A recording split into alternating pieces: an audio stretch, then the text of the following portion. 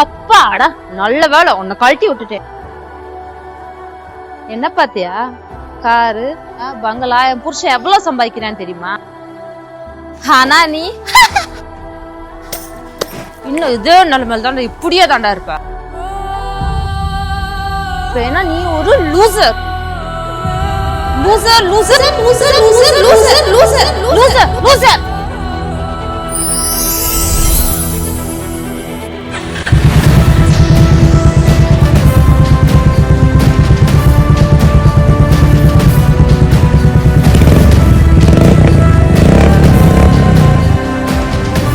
இனிமேல் அவன் லோக்கல் இல்ல, ராயல்.